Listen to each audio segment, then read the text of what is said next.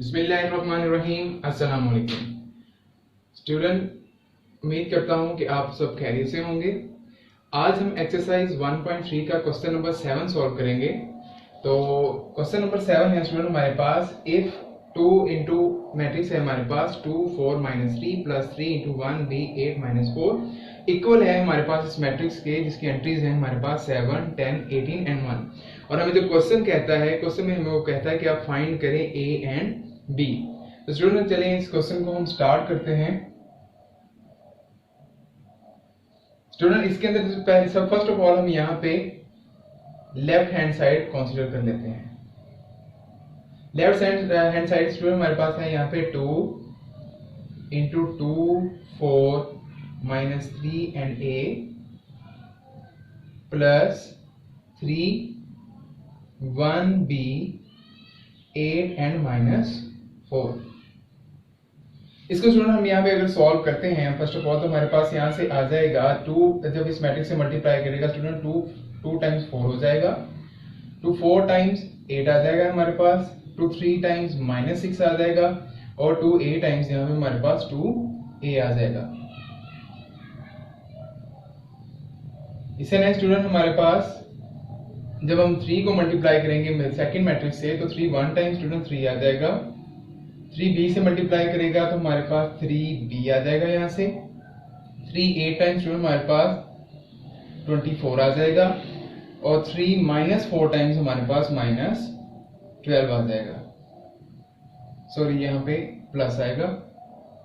Student जब इन दोनों matrices को हम सम करते हैं तो हमारे पास यहाँ पे जो आंसर आएगा 4 + 3 स्टूडेंट हमारे पास 7 बन जाएगा, 8 + 3 भी स्टूडेंट हमारे पास, क्योंकि यहाँ पे वेरिएबल है इसको हम एज इट इज यहाँ पे प्लस फॉर्म में लिख देंगे। उसके बाद स्टूडेंट -6 + 24 हमारे पास यहाँ पे +18 आ जाएगा, 2a + -12 स्टूडेंट हमारे पास वेरिएबल होने की वजह से 2a - 12 आ जाएगा। इस फॉर्मेशन को स्टूडेंट जब हम उसकी राइट हैंड साइड के इक्वल रखते हैं तो ये हमारे पास बन जाएगा 7 10 18 एंड 1। अब स्टूडेंट अगर हमने फर्स्ट एक्सरसाइज के अंदर पढ़ा था इक्वल ऑफ मैट्रिसेस, तो मैट्रिसेस के इक्वल होने की स्टूडेंट हमारे पास क्या कंडीशन है कि कोई भी मैट्रिक्स जो है वो हमारे पास इक्वल कब होता है, जब उनका ऑर्डर सेम हो। दूसरी बात है उनके कॉरेस्पॉन्डिंग जो एंट्रीज हैं वो आपस में इक्वल हो। तो स्टूडेंट अब चूंकि स्टूडेंट ये दोनों मैट्रिसेस हमारे पास इक्वल हैं, तो इसका मतलब इनकी जो कॉरेस्पॉन्डिंग एंट्रीज हैं वो भी आपस में इक्वल हैं। तो यहाँ पे जो इसकी सेकंड एंट्री है इसमें वेरिएबल मौजूद है, तो स्टूडेंट मैं ऐसे लिख सकता हूँ 8 + 3b = 10। तो स्टूडेंट इसको हम आगे देखते हैं कि अगर हम यहाँ से b की वैल्यू ग्रैब करना चाहें तो 3b, तो स्टूडेंट 10 उधर मौजूद है, 8 इधर प्लस का है, जब इक्वल की दूसरी साइड पे मूव करेगा तो वो माइनस हो जाएगा। इसी तरह स्टूडेंट हमारे पास 3b = 2 आ जाएगा। जब स्टूडेंट हमारे पास यहाँ पे b के साथ 3 मल्टीप्लाई हो रहा है, जब वो दूसरी साइड पे जाएगा तो वो डिवाइड हो जाएगा। इस तरह हमारे पास यहाँ से b की वैल्यू निकल आएगी। इसके बाद स्टूडेंट जो 4 हमारे पास एंट्री है इसमें भी वेरिएबल इस्तेमाल हो रहा है, तो इसे हम लिख सकते हैं 2a - 12 = 1। तो यहां से स्टूडेंट अगर हम a की वैल्यू निकालना चाहें तो 2a 1 स्टूडेंट उधर मौजूद है, 12 उस साइड पे जाके प्लस का हो जाएगा, तो 2a स्टूडेंट हमारे पास इक्वल आ जाएगा 13 के, और यहां से a के साथ 2 मल्टीप्लाई हो रहा है तो दूसरी साइड पे जाके स्टूडेंट हमारे पास वो डिवाइड हो जाएगा। तो इस तरह से हमारे पास a का भी आंसर निकल आएगा। तो हम दोनों वेरिएबल्स के आंसर इस तरह से निकाल सकते हैं।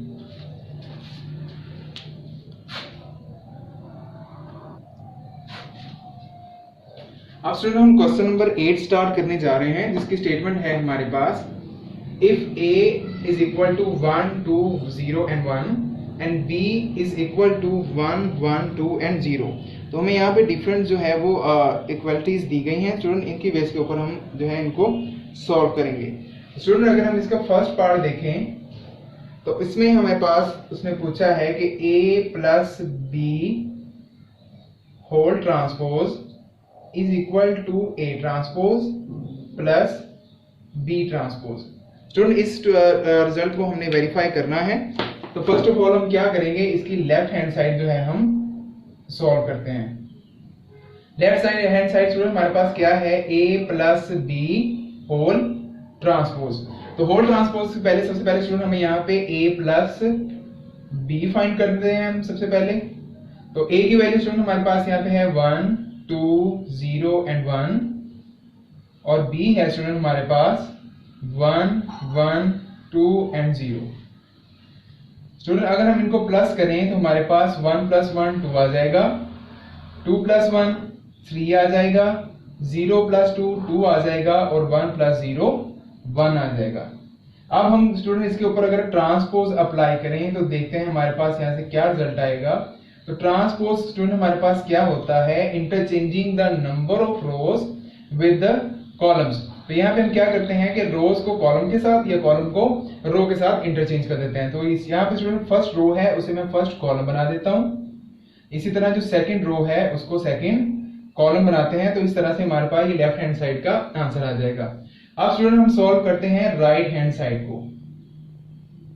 राइट हैंड साइड स्टूडेंट हमारे पास कैसे, राइट साइड जो है हमारे पास वो क्या है, राइट साइड है हमारे पास a transpose plus b transpose.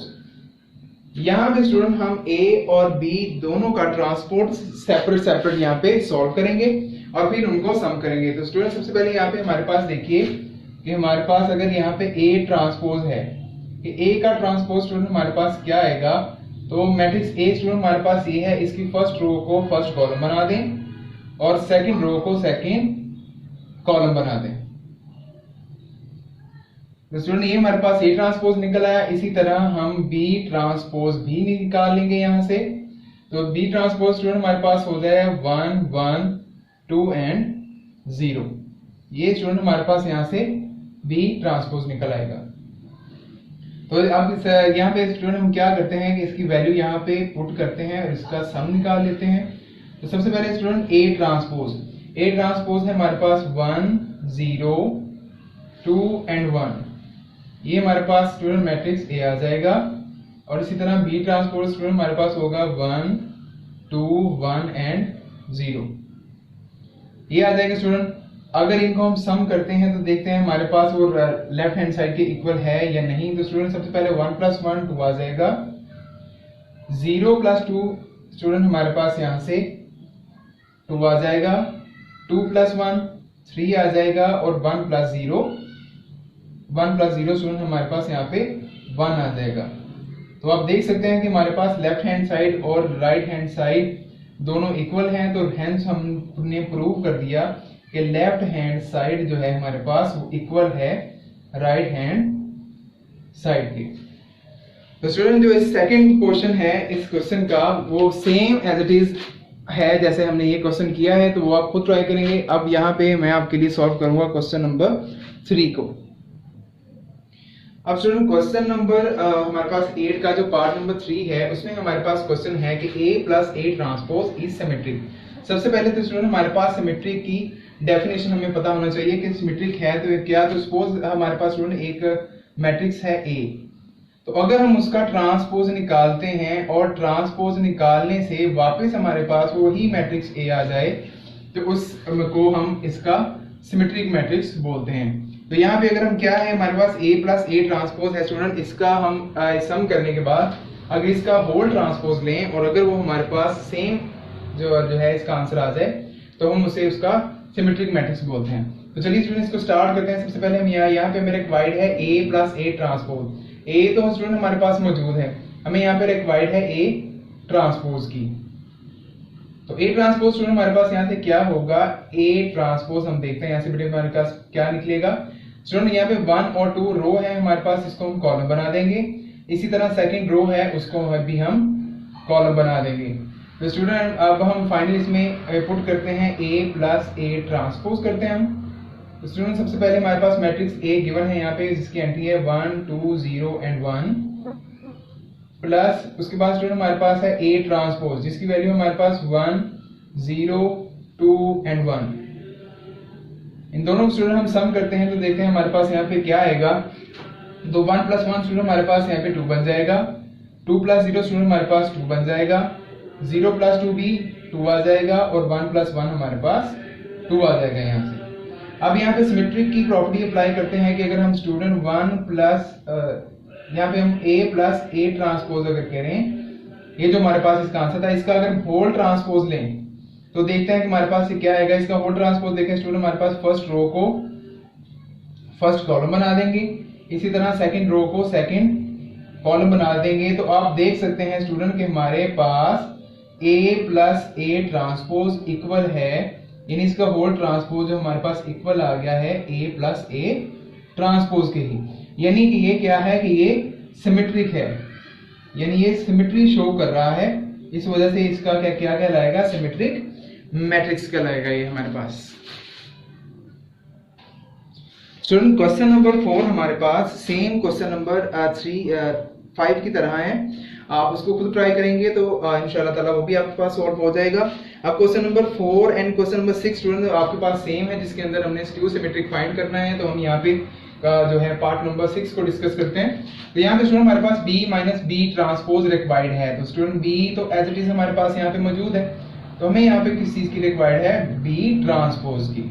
तो हम देखते हैं जी b ट्रांसपोज स्टूडेंट यहाँ से हमारे पास क्या निकलेगा। तो नंबर ऑफ जो हमारे पास स्टूडेंट फर्स्ट रो है उसको कॉलम में चेंज कर देंगे, और इसी तरह जो सेकंड रो है उसको सेकंड कॉलम में चेंज कर देंगे। तो यहाँ पे हमारे पास b ट्रांसपोज है वो ऑब्टेन हो जाएगा। अब स्टूडेंट यहाँ पे हम फाइंड करते हैं b माइनस b ट्रांसपोज, तो वो देखते हैं स्टूडेंट हमारे पास क्या आएगा यहाँ से। तो b की वैल्यू स्टूडेंट हम पुट करते हैं यहाँ से 1 1 2 एंड 0 माइनस b ट्रांसपोज की वैल्यू पुट करते हैं स्टूडेंट 1 2 1 एंड 0। अब देखिए इसको माइनस करने से हमारे पास यहाँ से इसका क्या आंसर निकलता है। तो स्टूडेंट 1 माइनस 1 हमारे पास 0 आ जाएगा, 1 माइनस 2 हमारे पास माइनस 1 आ जाएगा, 2 माइनस 1 स्टूडेंट हमारे पास 1 आ जाएगा, और 0 माइनस 0 हमारे पास 0 आ जाएगा। ओके, सबसे पहले अभी मैंने आपको बताता हूँ कि स्क्यू सिमेट्री की कंडीशन क्या होती है। स्टूडेंट हमारे पास कोई भी हमारे पास मैट्रिक्स है, लेट्स सपोज a है, वो स्क्यू सिमेट्रिक तब होगा कि जब उसके ऊपर स्टूडेंट हम a का ट्रांसपोज अप्लाई करें और वो जो आंसर है वो नेगेटिव ऑफ a के इक्वल आ जाए हमारे पास।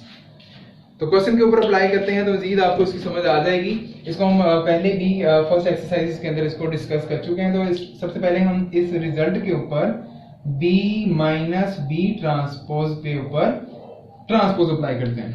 तो देखिए हमारे पास student b minus b transpose ये मैट्रिक्स था, इसके ऊपर जब मैं ट्रांसपोज अप्लाई करता हूं तो देखिए जो स्टूडेंट फर्स्ट रो है वो फर्स्ट कॉलम में कन्वर्ट हो जाएगी, और इसी तरह चेंज हो जाएगी, जो हमारे पास सेकंड रो है वो सेकंड कॉलम बन जाएगी। अगर आप ये चीज देखें, ये जो हमारे पास रिजल्ट है ये हमारे पास a माइनस सॉरी स्टूडेंट ये हमारे पास result b minus b transpose के नेगेटिव के इक्वल है। देखिए यहाँ पे स्टूडेंट नेगेटिव कैसे आता है कि जब हम किसी भी मैट्रिक्स के एलिमेंट्स की जो साइंस है वो चेंज कर देते हैं। तो यहाँ पे b माइनस b ट्रांसपोज है स्टूडेंट हमारे पास, तो इसकी फर्स्ट एंट्री 0, इसकी भी 0, यहाँ पे स्टूडेंट -1 है और यहाँ पे +1 है, इसी तरह यहाँ पे +1 है और यहाँ पे -1 है और 0 है और ये 0 है। इट्स मीन के हमारे पास b माइनस b ट्रांसपोज का होल ट्रांसपोज जो है वो इक्वल है negative of b minus b transpose के। तो इट्स मीन हमारे पास यहाँ पे स्क्यू सिमेट्री की जो प्रॉपर्टी है वो सेटिस्फाई हो गई है। तो क्वेश्चन नंबर जो हमारे पास 5 है स्टूडेंट, क्वेश्चन नंबर 4 जो है इसके अंदर वो आपके पास स्टूडेंट बिल्कुल सेम है। आप इसको ट्राई कीजिएगा इंशाल्लाह ताला के ये एक्सरसाइज आज हमारी अल्हम्दुलिल्लाह कंप्लीट हो गई है। वीडियो अच्छी लगे तो जरूर सब्सक्राइब कीजिएगा, लाइक कीजिएगा और दोस्तों के साथ जरूर शेयर कीजिएगा। अल्लाह हाफिज।